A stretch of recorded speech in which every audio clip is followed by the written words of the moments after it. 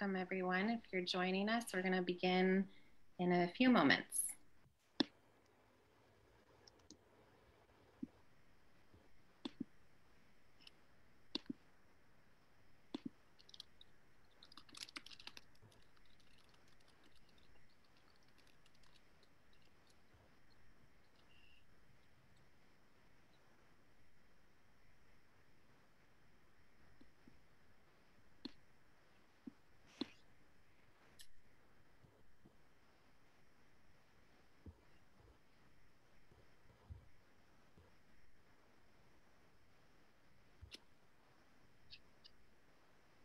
Thank you all for joining. We're just going to get started in a few more moments.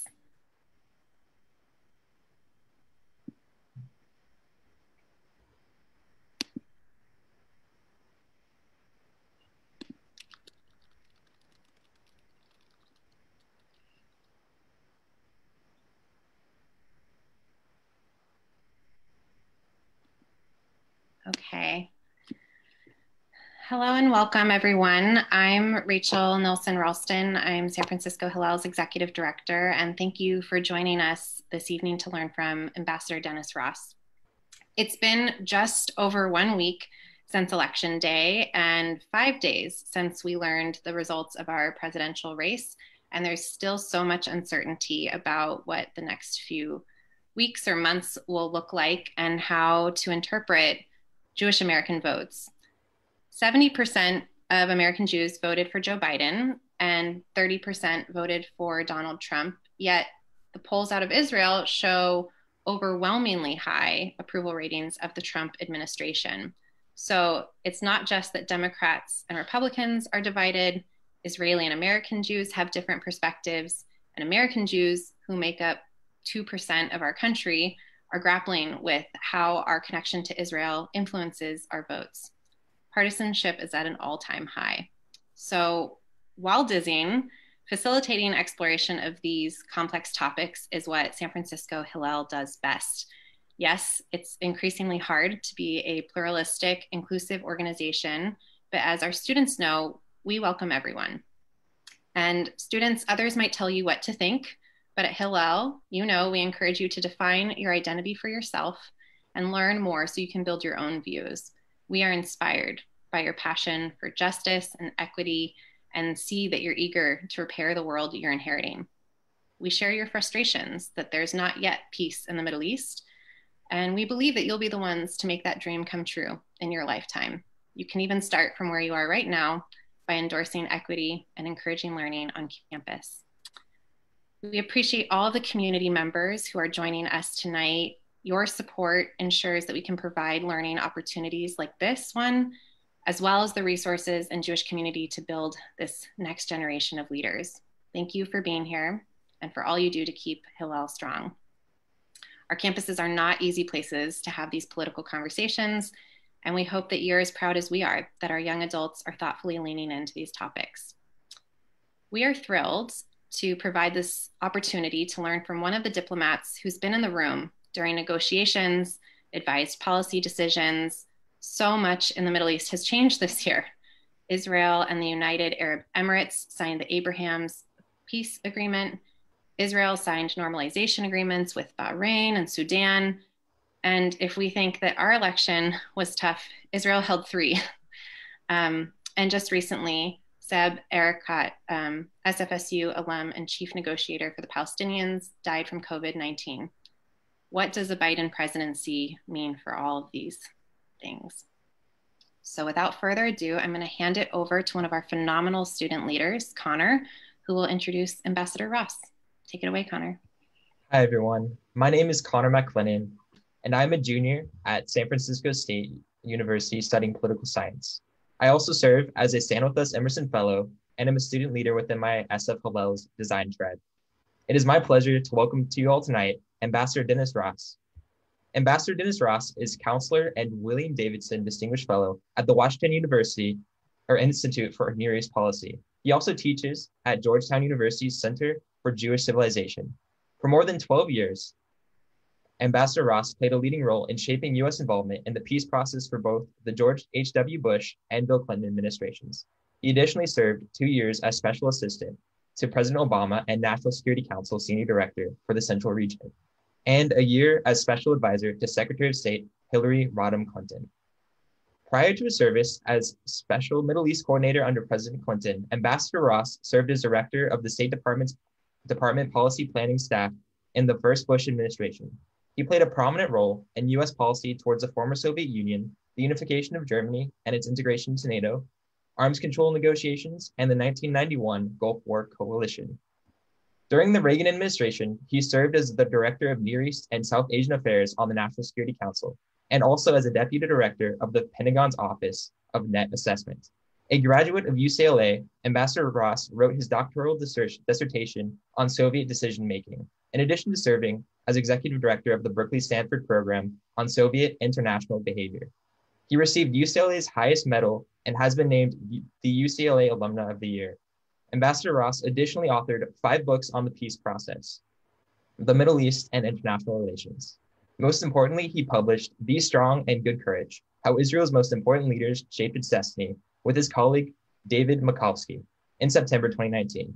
It provides profiles of 4 Israeli prime ministers who made historic choices and explores lessons from those decisions they made to see if they can provide a guide to dealing with the fateful choices that Israel's leaders must confront.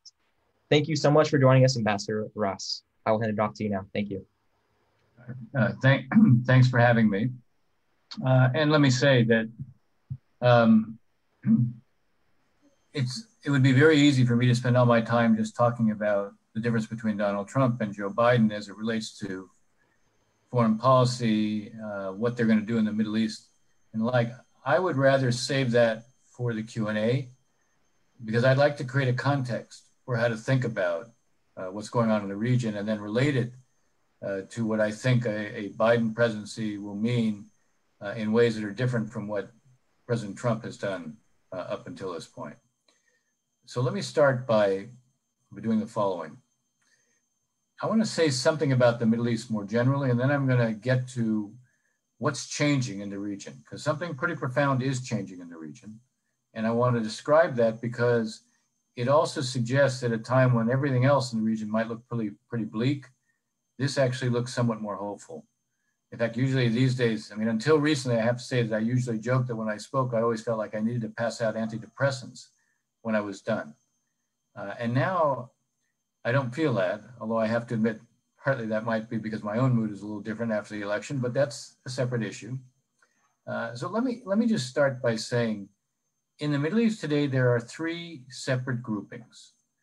One grouping is Iran and the Shia militias, like Hezbollah, which basically holds a stranglehold over Lebanon, like Asayb al-Haq in Iraq. There are multiple Shia militias in Iraq, Kataib Hezbollah, the Badr forces.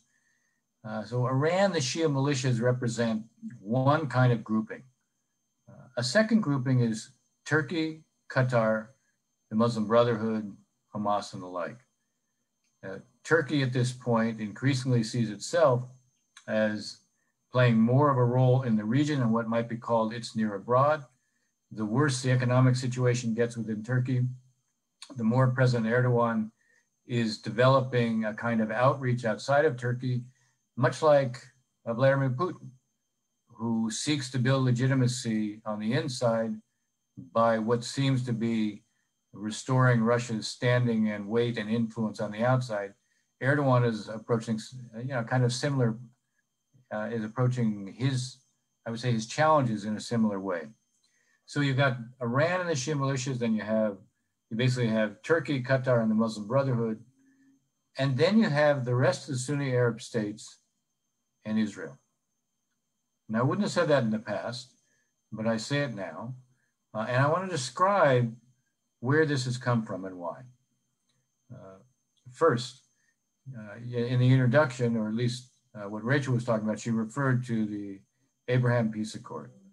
And that was obviously the UAE breakthrough with Israel. Now, that was signed on August 13th. But the UAE relationship with Israel goes back more than a decade. In fact, I'll tell you a story. In 2007, then Secretary of State Condi Rice, had decided she was going to launch a peace initiative to resolve the Israeli-Palestinian conflict. Part of this was a function of trying to react to what had happened to our image in the region because of Iraq. Part of it was she felt this was, it was time for her to address this issue. She went to a summit meeting of the Gulf Cooperation Council states, Saudi Arabia, the UAE, Bahrain, Qatar, Oman, and Kuwait. She expected them to be very responsive when she said, look, I'm going to launch this initiative. And what she found was, when she wrote about it later, no one was interested. All they wanted to hear about was, in her, as she wrote it, was three things: Iran, Iran, Iran. Now, I tell this because more than a decade ago, you began to see what was a strategic convergence of threat perception between the Sunni Arab states, especially in the Gulf, and Israel. I want to tell you another story. So early in the Obama administration, when I was still in the State Department, in February of 2009, I was asked by the Emirati ambassador to come see him because he wanted to talk about Iran. And I had, early in the administration, I had a kind of exclusive responsibility to deal with Iran. And so I got over to, he actually had a suite at the Ritz-Carlton Hotel in downtown Washington. And I got there and he opened his door, and who's standing there with him? Salai Meridor, Israel's ambassador to the United States. The meeting was a message that, look at the two of us. We see the threats the same way. We see Iran the same way. And we're practically working together. Now, this was a secret meeting. What was going on was below the radar screen. But the UAE developed a relationship with Israel basically from that time on. We're talking 11 years from that time on. And gradually they made it more and more public. It started on the basis of security, but gradually it began to evolve, not only in terms of its content, meaning what it focused on, but also in terms of the level of visibility. So in 2015, the UAE, which had begun a renewable energy approach on its own in 2005, actually created a green city under something called the Masdar Initiative. They were hosting the International Renewable Energy Agency, which they still host, and they allowed Israel to establish a diplomatic presence in the International Renewable Energy Agency office. Now, the diplomatic presence technically wasn't Israel to the UAE, but it was a diplomatic office for Israel in the UAE, and it wasn't hidden. It was open. This is 2015. Then they began to allow Israeli athletes to participate in different competitions. 2 years in a row, in one of the weight classes in the judo competition, you had an Israeli win both years, and Hatikva was played. You had the Minister of Culture and Sport for Israel come to the Emirates and broadcast back tours she was taking while she was there. Prior to COVID, there had been a plan for Israel to have a pavilion in Dubai's, what was going to be the 2020 Expo. So Israel was going to have a large pavilion of its own. Israelis were going to be able to travel to the Expo on their own passport, not on a second passport. There have been, for some time, Israeli companies that have been operating throughout the Gulf, but especially in the Emirates, but they always had to be there. Those who were working always had to be there on a second passport. So even before the full normalization, you had this process of normalization, and it was taking on a life of its own. So why in the summer of this year did the Emirates suddenly decide, we're going to cross the threshold? We're, right now there's still a ceiling on what we'll do, but we're going to cross the threshold. The answer is because Prime Minister Netanyahu had declared that he was going to annex the territories allotted to Israel under the terms of the Trump peace plan. And the Emirates, I would say with some help from a number of people, came to understand the only way to stop the annexation, which they saw as being very negative, which they saw as playing into the hands of those like Turkey and the Iranians who would oppose anything that even approached normalization. They felt the need to stop this, and they knew the only way to do it was to give the Trump administration a win by saying, we'll make peace with Israel. We'll do full normalization with Israel. But they had two conditions.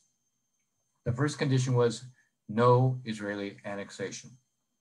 Not just for a moment, no Israeli annexation. And the second was to acquire weapons that they had been denied based on our commitment to preserving Israel's qualitative military edge. I was actually, way back in the 1980s, I was involved in developing this concept and the commitment that we would preserve Israel's qualitative military edge. The premise was Israel will always be outnumbered. Its military will always be smaller than the armies that it faces, the militaries that it faces. So the quality of its personnel, the quality of its command control, the quality of its doctrine has to be superior, but so does the quality of the weaponry. And so the decision was made, we will preserve Israel's qualitative military edge. We always drew a distinction from that time on between Arab states that had peace treaties with Israel versus Arab states that we provided arms to that did not. As an example, Jordan, we would not provide F-16s, aircraft to Jordan until after King Hussein made peace with Israel. So what the UAE wanted was two things. One for itself, in terms of dealing with potential threats and weapons they had been denied up until this point. But the other was no annexation. Now, I want to focus on this for a second. What the Emirates did is they created linkage. They created linkage between their move on normalization, full normalization, and a warm peace. And in their case, it's a warm peace because they never fought a war with Israel. They were never in a state of war with Israel. There's no legacy of conflict with Israel other than being part of the Arab world. And they're saying, we will fully normalize. It'll be a warm peace, but we can't do it if there's annexation. So in a sense, they're saying, we'll make this move towards Israel, but Israel has to do something towards the Palestinians. In this case, don't do something for the Palestinians. Don't take a negative step. Now, the Emirati decision is significant because it sent a signal. The signal was, yes, they still cared about the Palestinians, but they also, they were no longer willing to put themselves in a position where they would deny themselves what was in their interests. And in this case, it wasn't just having access to weapons that they've been denied. They see themselves legitimately as a very advanced economy, and they look at Israel as being the most advanced economy, cutting edge technology, a startup nation. And they saw a natural complementarity between the two. And they sent a signal that we are not going to deny what's in our interests. We are not going to allow the Palestinians, even if we'll support the cause, we're not going to allow that to deny us what is important for us to do. Now, about 4 weeks ago now, Bandar bin Sultan, the former very long-term, I think close to 25 years, Saudi ambassador here in Washington, for a long time, the dean of all the ambassadors, because he'd been here longer than anyone else. He did a 3-part series in all Arabia on a cable network, in which he basically produced the equivalent of a documentary to go through the history of what the Palestinians have not done. I wrote an article a couple of weeks ago in which I described at the time of the Clinton parameters, which I was the principal drafter of, I presented them in general terms to him before we presented it to the Israelis and the Palestinians. First, because I knew that in all likelihood, Arafat would misrepresent what we had presented, and I wanted the Saudis to know what it was. And secondly, because I wanted him to put pressure on Arafat to accept them. And at the time, he said to me, after I presented it, if Arafat doesn't accept this, it won't be a mistake, it'll be a crime. Now, I'm reminding you of this because in this 3-part series, which he did and which went viral throughout the region, he went through and said, here are all the mistakes the Palestinians made, and we covered for their mistakes. Here are all the opportunities that they missed, and we covered for their missing the opportunities. But we're not going to do it anymore because there are challenges that are so important to us that we have to face them. And, you know, it's the Palestinians, it's up to them to be able to help themselves. We can support the cause, but we're no longer going to be enablers of them always missing the boat. Now, this was a more explicit way of saying, and he says it explicitly, we're going to pursue our interests and we're not going to let the Palestinians determine whether we can pursue our interests or not. And what is significant is the combination of these two things, because it tells us something fundamentally is different than before. When I said to you what he said to me in the December of 2000, that it wouldn't be a mistake but a crime, he said this only privately. And other Arab leaders and other Arab officials would say to me the same thing. In private, they would complain about the Palestinians, but they never criticized them publicly. They never held them to account. They never said they missed an opportunity, because there was not just the resonance of the cause of Palestine and the basic sense of injustice related to it, but there was also a fear that the Palestinians could arouse public sentiments, public attitudes, and create potentially upheaval against any Arab regime, any Arab leadership that was critical of the Palestinians. Now that fear is gone. When the UAE did the deal with Israel, the Palestinian Authority, Abu Mazen, Mahmoud Abbas, the president of the Palestinian Authority, he went to the Arab League and asked for condemnation of the Emirates. He was rebuffed. He went to the Organization of Islamic Cooperation, 57 Muslim majority countries, asked for the same thing. He was rebuffed. He went to the head of Al-Azhar University in Cairo, the Islamic university that trains Sunni imams. He was rebuffed. We are dealing with a very different region right now. It's very important for the Palestinians to realize if they maintain the same kind of posture, where they simply reject what the Emirates have done, if they maintain that posture, they're going to be left behind. Now, their being left behind is bad for them, but honestly, it's bad for Israel too. For those on the right in Israel who think, look, the Palestinians are losing, therefore we win. It doesn't work that way, because the Palestinians will still be there. Israel will have a Palestinian problem. So Israel still has to be able to deal with the Palestinians and come up with a way to deal with them. The problem is the Israeli public completely disbelieves the Palestinians, and the Palestinian public completely disbelieves the Israelis. But here is where this new landscape creates an interesting possibility, and why I no longer pass out antidepressants when I finish speaking. I want you to think about the following. There is now an ability to take what Arab states are prepared to do in terms of making moves towards Israel, and at the same time have them, or have us, broker, and this is what I hope a Biden administration may do, create a kind of brokering process where steps that Arab states will take towards Israel in public will be matched by steps that Israel will then take towards the Palestinians. Here is a way to break the stalemate. You have a reality where Israelis and Palestinians have not had direct political talks. They have security coordination. They will do, their health ministries will cooperate, but there's been no direct political talks between Israelis and Palestinians since the spring of 2014. The relationship is one that is completely locked in a stalemate. But here is a means to break that stalemate. Here is a means to transform the region and take advantage of what is going to be a dynamic of its own. And there's a reason I say that. I said that the UAE began its relationship with Israel based basically on a common security concern. But we're going to see very different developments now. Yes, there may still be a baseline of common security concerns, but there's a reality. Post-COVID, there's a preoccupation with health in the Arab states. Post-COVID, there's a preoccupation with the economic consequences, which are quite devastating for most of the Arab states. You know, the oil states that have money, the price of oil has dropped dramatically. Their own internal needs economically have gone up. They've always been the ATM for cash infusions for Egypt and Jordan. They won't be in the same position to do that. Every Arab state is going to be thinking about what are its needs, health related, economically related. Climate change has produced terrible droughts there. So there are acute water problems. There are also acute food security problems.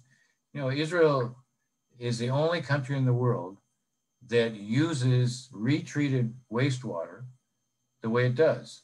85% of all of its wastewater is treated and reused. The country that comes closest to Israel is Italy, and it reuses 17%. There is so much that can be done in terms of sharing the technologies the Israelis are using. The Israelis have created drought-resistant crops. They've now created for rice and wheat, which have always been water-intensive crops, they've now created different strains of each that allows them to be grown with much less water required.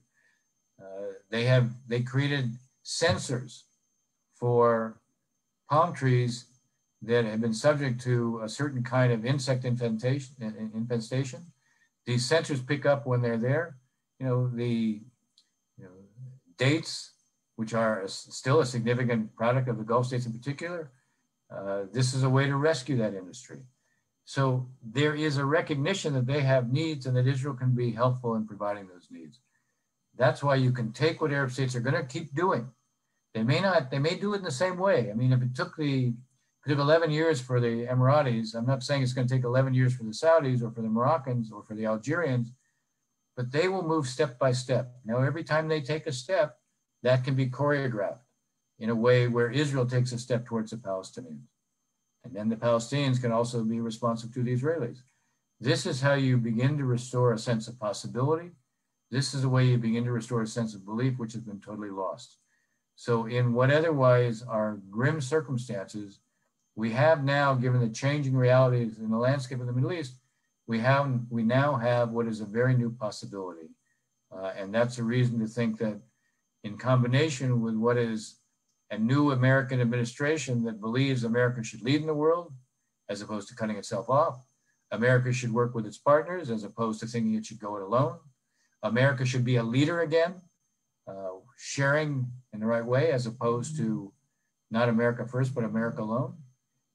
There is an additional reason for us to think about how a Biden administration can take advantage of this, even though, look, this is not going to be the first priority of the Biden administration, but it will be ultimately an activist internationally, and it will work with our allies, and it will restore the U.S. as a good global citizen. All of that is good, and all of that can ultimately be related to what I've been describing. Okay, I will stop there. Otherwise, I'll keep going on, not repeat myself, and not take a breath. Thank you so much for sharing that with us, Ambassador Ross. My name is Anna Weiner, and I'm a sophomore at San Francisco State, and I will be leading the Q&A session. We have a few questions that were submitted ahead of time, but we will also be adding questions from everyone joining us tonight. As a reminder, please use the Q&A feature at the bottom of your screen to submit your questions. The first question is one that I submitted. It is far easier to take back a normalization treaty than to take back an F-35. What safeguards are being put in place to ensure that normalization lasts, considering that the US and Israel will lose far more than the UAE, Bahrain, or Sudan if normalization reverses? Excellent question. And let me answer it in a couple of ways. First, in the case of the UAE has had a stable government. It's interesting that every year for the last almost 10 years, there are polls taken of all the 18 to 24-year-olds throughout the whole Middle East. And every year, the answer of where the 18 to 24-year-olds would most like to go is the UAE. We're talking about from North Africa to the Fertile Crescent to the Arabian Peninsula. This is the uniform perception, because this is seen as a country. It's not that it's a democracy, but it's seen as a country that is run effectively, where you basically can work and have a life that is comfortable. But that's so that A, there's a kind of stability there. But B, ever since we made the commitment on preserving Israel's qualitative military edge, which then was enshrined in law during the Obama administration by the Congress, one of the things we always did, and I've taken part in these over the years many times, we always sat down with the Israelis and said, okay, look, here's a weapon system we're going to provide. Now you tell us, what are the kind of problems you see that creating for you from a security standpoint? You tell us what kind of compensation you would need. You tell us what else we could do to minimize the nature of the threat, and how we can create kind of a hedging or insurance policy for you. So every time we've done this, we have taken into account, in a sense, what are Israeli concerns, and we've taken steps to either address those concerns, minimize those concerns, or actually counter those concerns. The Israelis did send over, and they had extensive discussions, which were resolved just the week before the election. There was one of the last acts that the Secretary of Defense Esper did is conclude a set of understandings with Benny Gantz, the Israeli Defense Minister, who came over here to finalize what had been worked out on how to address Israel's needs. They reached basically an agreement in principle, and that will be, and I'm quite confident that a Biden administration will fulfill that. I think the real issue that the Israelis have is not so much the concern about F-35s to the UAE, for the reasons I was saying, but that others who they might not view as being that they would put in the same category, they will ask for F-35s as well. And will subsequent administrations say no to that? One point I'll just make to you: there's a long process of producing the F-35s. There is not just a limited number of production lines, but basically each country that has bought them is in a queue. It will be at least 7 years before the Emiratis will receive the F-35s. So the nature of the problem is pushed down the road. Other countries that might request it would come even later than that. And in the meantime, there are subsequent developments. We refine the aircraft. And I'll tell you, every weapon system that we provide Israel improves. There's a feedback cycle where they improve it, and then we incorporate it into the weapon system, but we don't necessarily export those versions. So that's another way that we safeguard that. All right, and the next question is submitted by Carla, who is a senior at San Francisco State. Her question is, now that Biden is president, how do you think this change will impact the connections that former President Trump made in the Middle East? Interesting question also. It is true that there was one region in the world where President Trump was seen in more favorable terms. Rachel referred to this within Israel. I think it's fair to say that there were a number of Arab countries as well that had a similar view. It wasn't just Israelis who had this view. But I have to also say, they all also had their doubts about him. They didn't see him as being reliable. Here's someone who could have a phone call with President Erdogan of Turkey, and after the phone call simply announced he was pulling out our forces from Syria. This is with the most important Saudi oil pumping facility was attacked directly, not indirectly, even though the Iranians didn't admit it. It was attacked by Iranian drones and cruise missiles. We did nothing about it. So it's not like they knew that they could count on us, but Trump was tough on the Iranians, at least in terms of his maximum economic pressure policy. And the Iranians are seen as a threat by the Israelis and by the Gulf Arab states. So that created, I think, general support for him. I think there's a recognition that with Biden, you're going to have what is a very competent administration. It was hard to say the same thing about the Trump administration. That competence and predictability will be appreciated, even if there'll be concerns and questions. It will be up to the Biden administration to be very clear in terms of the relationships and how we will approach Iran. There are genuine fears of the Iranians and their use of Shia militias. The Quds Force exists only basically to export revolution or to export Shia militias to undermine regimes.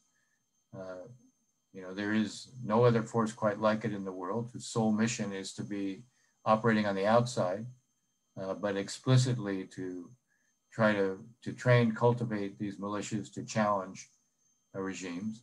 So whether it's the Israelis or it's the Arab states, especially the Gulf Arab states, they have a concern about this. They'll want to know that a Biden administration takes that concern seriously. There's a kind of interesting duality here. For the Israelis, the biggest threat was always looking at the Iran nuclear program. For the Arab states, the concern was what they were doing with these Shia militias, these Shia militia proxies. So, the Biden administration will need to show it's prepared to address those kinds of threats with them, not in place of them, but that we understand that this is a threat and we don't dismiss it. Number one. Number two, it'll be important for the Biden administration to keep all the Middle Eastern countries in the picture as it resumes at some point diplomacy, direct diplomacy and negotiations with the Iranians. None of them should be surprised. All of them should be kept in the picture. So, I will say that when you're not kept in the picture, there's a tendency to assume the worst. And when negotiations are done in effect behind your back on issues that you view as being fundamental to your security, that only raises suspicions. And the President-elect Biden is someone whose instinct is not to surprise, whose instinct is to work with others, and who will likely bring people in who have the experience of doing that. But I guess I want to finish to answer the question by saying there is a set of concerns and they will need to be addressed. Because when you drive countries into fearing that you won't be there for them, or somehow you're fundamentally changing your approach to them, then they'll do things on their own. One of the reasons the Saudis went into Yemen was precisely because during the Obama administration, they felt the Obama administration was so committed to the JCPOA, the Iran nuclear deal, they didn't want to do anything to jeopardize it, and therefore they turned a blind eye to what the Iranians were doing around the region and specifically within Yemen with the Houthis. And so they made the decision they would stop the Houthis. And when you look at this war, this is not a war that we would have want fought. So you see something similar in Libya, where the Emiratis basically felt we need to show that the radical Islamists lose. They don't always win. And a lot of that was a function of feeling that the US didn't take these threats seriously and was so concerned about the Iran nuclear deal that it didn't want to do anything that might put pressure on these proxies. So, look, the truth is a Biden administration will be able to walk and chew gum at the same time, meaning you can work in parallel on these issues and we'll need to. All right, thank you so much. And speaking of the Iran deal, we actually have a question on it. With Biden's interest in bringing back the Iran deal and already considering pressures to move the capital of Israel back to Tel Aviv from Jerusalem, do you see this encouraging friendship and peace or furthering contentions? This was submitted by Diane, who is a senior. Well, first of all, he has already said he will not move the embassy back. You don't have to worry about that. What he has said is he would like to go back into the Iran nuclear deal, but he also said there has to be compliance by the Iranians first. It's true that Trump pulled out of the deal in 2018. For 1 year, for the most part, the Iranians didn't. But when the Trump administration kept ratcheting up the economic pressure, they then did pull out. They didn't pull out because they've allowed the IAEA to continue to do monitoring, but every single limitation built into the deal, they no longer are respecting. So today they have 10 times the amount of fissile material, low enriched uranium, which can be either the core of, it can either be fuel for electricity, or it can provide the core of a weapon. They now have probably 2 bombs worth that they've put together. They have 10 times the amount. After they implemented the JCPOA, they were down to 200 kilograms of low enriched uranium. They've now accumulated 2,000. So for them, I'll just tick off what they're doing that doesn't respect the limits of the JCPOA. So they have accumulated the fissile material. They are enriching at a higher level of purification than they're supposed to. They were supposed to enrich only to 3.67% purity. They're doing it close to 5%. Still manageable, but not, it allows them more easily to go to weapons grade because they keep doing this at a somewhat higher amount, but it's reversible. They are enriching in Fordo, which is an enrichment site built into a mountain where they weren't supposed to do any enrichment. They have deployed, now installed, advanced centrifuges. These are the things that basically produce the fissile material. They have installed 2 cascades, 164 each. Each cascade is 164 centrifuges. They've installed 2 of these cascades of advanced centrifuges that they weren't supposed to do until 2025, meaning they've created a whole new baseline of their knowledge of how to take advantage, how to build on this. So that's not so easy to reverse. And they have more centrifuges operating than they were supposed to have. Now, for them to get back into compliance would take at least 4 months. Just to give you one example, all this is 10 times the amount of enriched material that they have, that is 10 times over what they're supposed to have. They either have to dilute that or they have to ship it out of the country. Dismantling very sensitive centrifuges, you don't do, it's not a light switch where you flip it.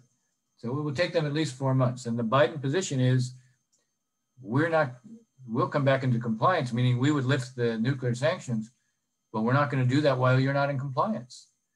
So even if there was an Iranian willingness to say, okay, we're going to do it, you're still looking at several months at a minimum before this could be resumed. And the Iranian position is very different. The Iranian position, publicly stated again the day before yesterday by the president of Iran, Rouhani, was that we deserve compensation. And you know what, because of the sanctions, you know what they're saying? They deserve $250 billion in compensation. Well, the Biden administration is not going to provide that. So the point is that even if the president-elect intends to try to get back into the JCPOA, it won't be so simple and it won't be immediate. And in any case, before he does anything on it, he's going to want to be sure we have a common position with the British, the French, and the Germans. One of the mistakes of the Trump administration was to politically isolate the US on this issue. We couldn't even get the British, French, and the Germans to support the extension of the arms embargo. At the time that the nuclear deal was done, the Security Council resolution provided an arms embargo on Iran not to buy or sell weapons for 5 years. That, that just lapsed in October. The British, French, and the Germans, even though they're against Iran buying and selling the arms, they weren't prepared to support us because they thought that meant the whole edifice of the JCPOA would collapse. We succeeded in putting enormous economic pressure on Iran, but we succeeded in isolating ourselves in the process. If you want to create real pressure on the Iranians, it has to not just be economic, it also has to be political. So you're going to see an effort on a Biden administration to create a common approach to the Iranians. And it means a readiness to re-engage in diplomacy. But as I said, the Iranian position going in, and the Iranians never negotiate in an easy fashion, means that anybody who thinks that you're going to see the JCPOA resume like that, you're not. And what Biden has said, compliance for compliance, number one, and he's also said he wants to strengthen and lengthen the JCPOA. And he wants to be able to do this, not to have one deal that brings everything in the region and do, but he wants to have a parallel talks on the region at the same time. So this is a prescription for the JCPOA and the Iran nuclear deal maybe being back on the table, but it will take time to negotiate it and or what could be a successor or what might end up being an interim step first to then do a bigger deal than the JCPOA later. Anyway, my long-winded way of saying, this is a complicated issue that isn't going to be resolved very quickly. All right. The next question, who do you see leading negotiation efforts for the Palestinians after Abbas is gone? And then after that, we're going to pivot more towards US and Jewish and Israel relations. Okay. That's almost an unknowable It's a question that's clear with almost an unknowable answer. And let me explain why. First of all, so Saab Erekat, who I knew extremely well, I knew since 1989, I knew him through all the negotiations. He was the chief Palestinian negotiator, but not the only Palestinian negotiator. As I said, there haven't been direct talks between Israelis and Palestinians for 6 years, more than 6 years. So there's the issue of who is an alternative negotiator, and the answer to that is not clear at this point. There's also the bigger question, who succeeds Mahmoud Abbas, the president of the Palestinian Authority? He's 85 years old, and everyone around him is positioning themselves for succession. There are different groupings. You know, there are those who, there's a current head of the security forces who probably wouldn't become the head, but would be supporting one group. There are 2 former heads of the security forces who probably represent another. There's a potential for chaos. So we don't really know what will happen. I asked one of those I know who would likely be a competitor, I said, do you see yourself trying to emerge as a successor? He said, no. And he said, the reason is because the first one who succeeds will fail. He said, the second one who succeeds will fail. He said, the third one who succeeds will fail. I might try it as the fourth one. So, you know, there are going to be competitors for power. I will say this, succession periods are never characterized by moderation. When you're succeeding, you're competing to succeed. You're competing by trying to show who's the most pure, not who's the most accommodating. It doesn't mean this isn't an important period, because obviously it could be characterized by chaos. I do think the old Benjamin Franklin adage will apply. They know that they'll all hang separately unless they hang together. They know they'll be facing challenges from Hamas. There'll be an impulse to reconcile with Hamas because the division of the Palestinians is extremely unpopular with the Palestinian public. And they know they're going to have to maneuver. So this will be a difficult period. And yet, one thing that is necessary is that they may not want to look like, no one may want to look like they're accommodating the Israelis, but they should have an interest in showing they can deliver for Palestinians. You know, 80% of the Palestinian public in the West Bank wants Mahmoud Abbas to resign. 80%. More than 80% think that the PA is completely corrupt. If you had a free and fair election in the West Bank, Hamas would probably win in the West Bank. If you had a free and fair election in Gaza, Fatah would win and defeat Hamas. The leaderships in both places are completely alienated from their publics. So those Palestinians who are competing, who focus more on fighting corruption and showing that they're trying to deliver something on the ground, they have more of a chance, I believe they have more of a chance of success in building their legitimacy. It's a long-winded answer again. There's no way to know for sure. And, you know, I talk to Palestinians all the time.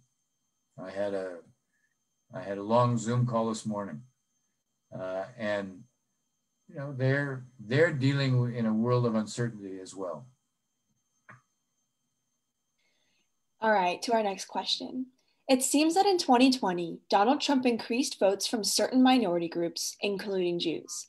Given that there was a large number of public Never Trump Republicans this year, what does that mean generationally about support for Israel among Jews?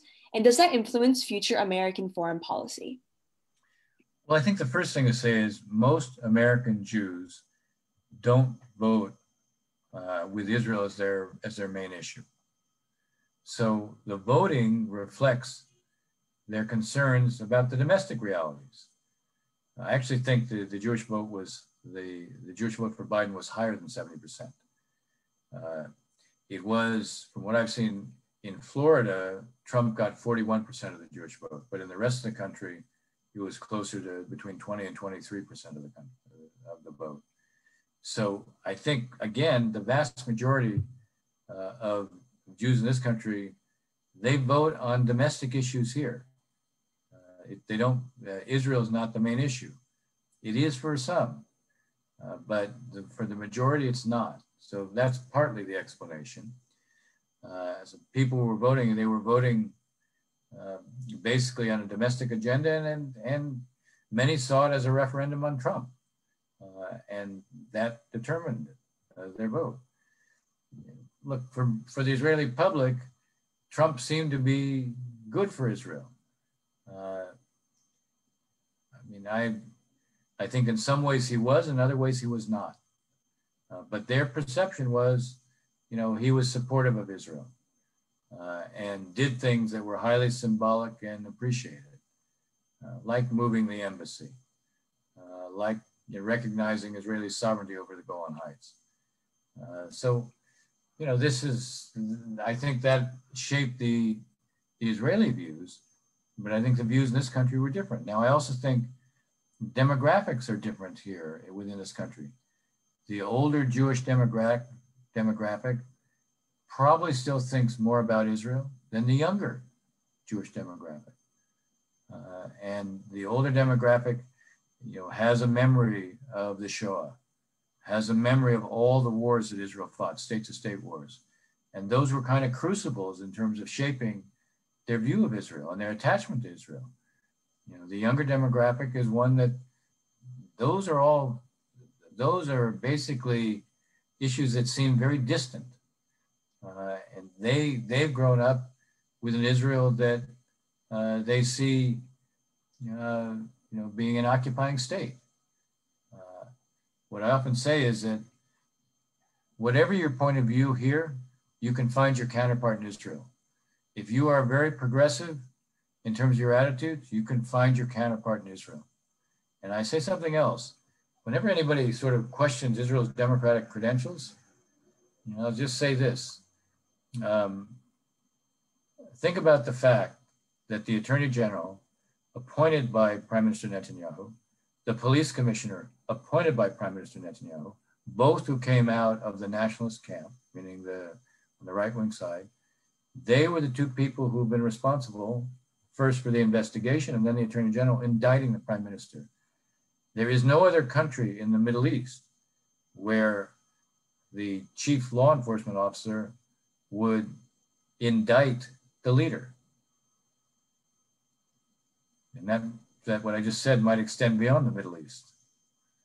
So it's a reminder that whatever disagreements one might have with the Israeli government, this is a country that remains a very vibrant democracy, still based on the rule of law. And it is a country that has a very free press. It has all sorts of social organizations. Look what's happening.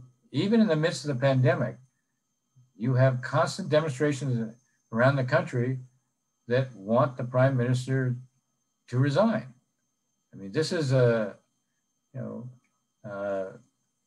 one can be critical of some policies, but you can't be critical of Israel being the only democracy in the region. And oftentimes I feel like some of those, especially in the BDS movement, either they're divorced from knowing the reality, or they simply have a separate agenda.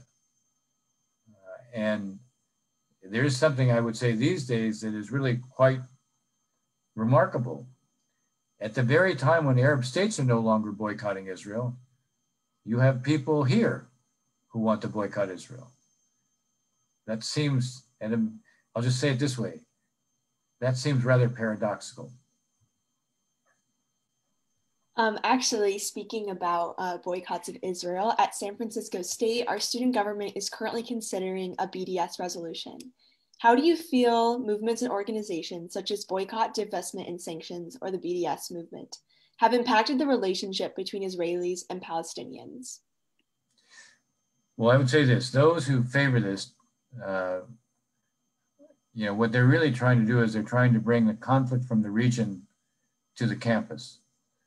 I've spent 30 years trying to make peace between Israelis and Palestinians. And the one thing I know is you can't make peace if you can't talk to each other. So rather than trying to promote boycotts, there ought to be an effort to promote dialogues.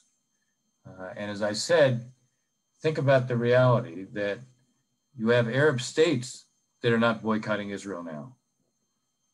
And what they see, it's not just that I said, look, it's their needs that will drive it. But what the UAE did shows that you can link the issues.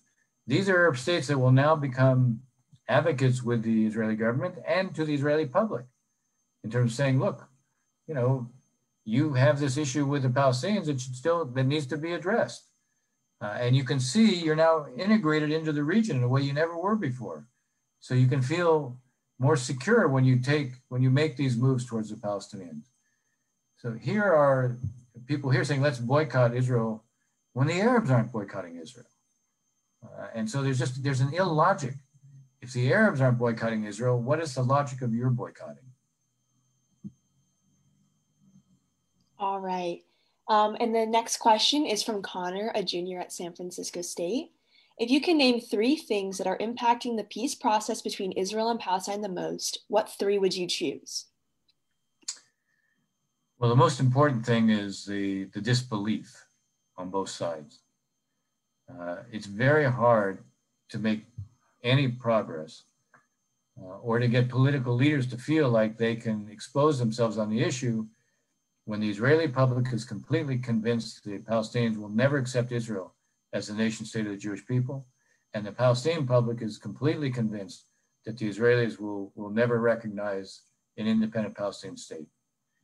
These are attitudes that have become embedded now. It used to be that majorities on each side favor a 2-state outcome. You don't have that today.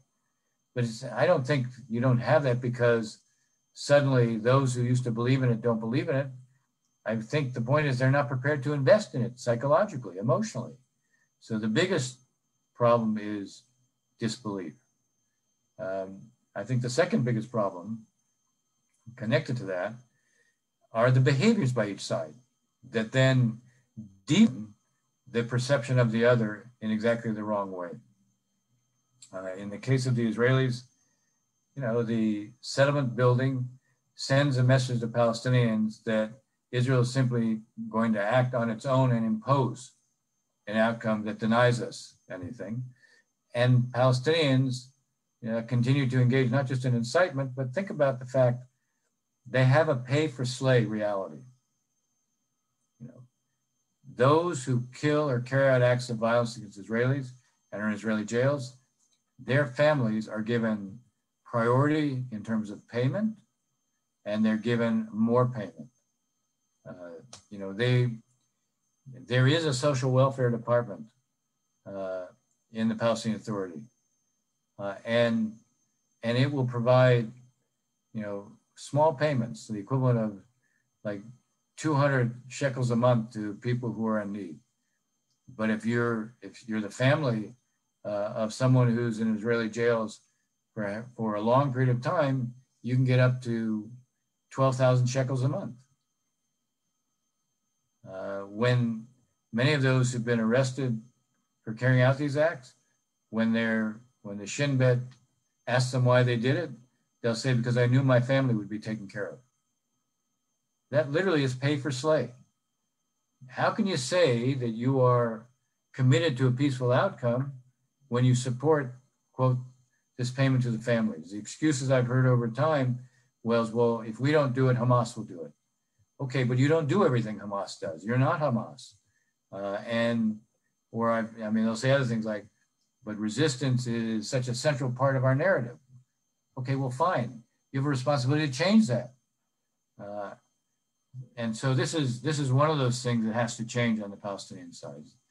The Israeli approach to settlement building has to change too. Now, there needs to be a distinction here. Building within the settlement blocks. Going back to the year 2000, we had the idea that we'll have settlement blocks and territorial swaps. The vast majority of the Israeli settlers live in the area closest to the Green Line because the vast majority didn't move for ideological reasons. They moved for quality of life reasons. So starting in, when we went to Camp David and then the Clinton parameters, we looked at the borders as being based on the absorption of settlement blocks into Israel and then compensation to the Palestinians. Building within the block areas is consistent with the two-state outcome. Building outside is not.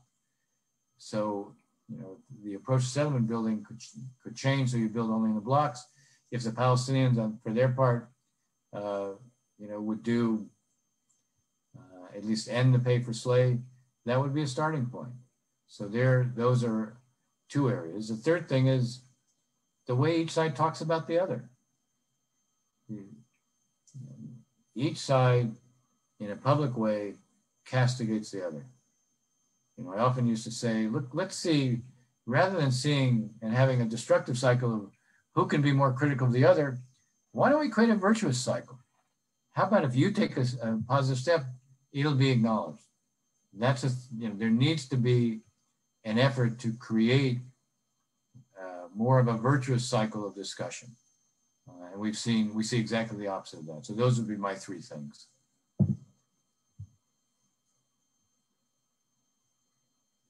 All right. And so while we've had many incredible questions that have been posed to us, and sorry if you heard some background noise, my dog just ran in the room. Dogs are welcome, it's okay. We have a great question that was submitted by one of our student leaders, Carla. And her question is, what can we do when we encounter anti-Semitism that is not being taken seriously by our other social justice allies? Look, it's a wonderful question, and it reflects too often now a kind of dismissing of anti-Semitism as being you know, something that is fundamentally threatening and dangerous. I think one of the answers has to be, when you allow anti-Semitism to flourish, why do you believe that everyone else won't be threatened as well? I mean, I think one of the ways to deal with this is to say, it can't be a case that we have selective rights. It has to be rights for everybody. It can't be a case that we only respond to selective hate.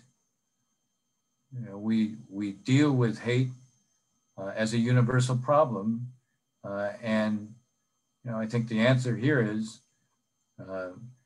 many of the Proud Boys, they don't distinguish between the different groups they hate. They hate them all, right? They hate the Jews. They hate the African Americans. They hate all immigrants. Anybody think that anti-Semitism is okay, we'll fight all these other prejudices, but anti-Semitism, we can live with it. No, you can't, because it's almost like the original sin, right? What we see today is a rejection of the other. Well, Jews historically have been the quintessential other. And the point is, we're trying to end the notion of the other. And so long as you allow anti-Semitism to flourish, you're not fighting this principle of accepting the other. You're perpetuating it.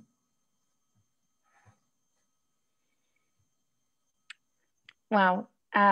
Thank you so much, Ambassador Ross. This has been so fruitful, and I've so appreciated hearing from you. I think I speak for everyone with that. And Anna and Connor, thank you both for being leaders in our community and for playing a role this evening. I know that this feels like just the beginning of the conversation, so I hope that these conversations will continue. And to everyone who joined us tonight, just thank you so much. I'm Naomi Zapersky, and I'm the Director of Campuses at SF Hillel. So I love getting to say thank you to all of you. And I've loved that tonight we had a mix of students and community members joining us. Students, you will be receiving a free copy of Ambassador Ross's book in the mail. So keep an eye out for a special package that's coming your way. And if you'd like to continue the conversation, please reach out to myself or Danielle, our Israel Experience Architect. And to our lovely community members, we hope you enjoyed this evening. It is thanks to our community support that we're able to provide meaningful educational opportunities like this webinar with Ambassador Ross and countless others for our students, supporting them in cultivating connection, making meaning, and pursuing justice. We hope you'll continue to support us in our programming efforts. And if you have any questions or would like to continue the conversation, please be in touch with our Executive Director, Rachel. So with that, Thank you to everyone. Enjoy the rest of your evenings and early Shabbat Shalom. And I wish everyone really restful weekends. And thank you again, Ambassador Ross, for joining us. My pleasure. Next time in person. Yes, next time in person. Absolutely. Okay.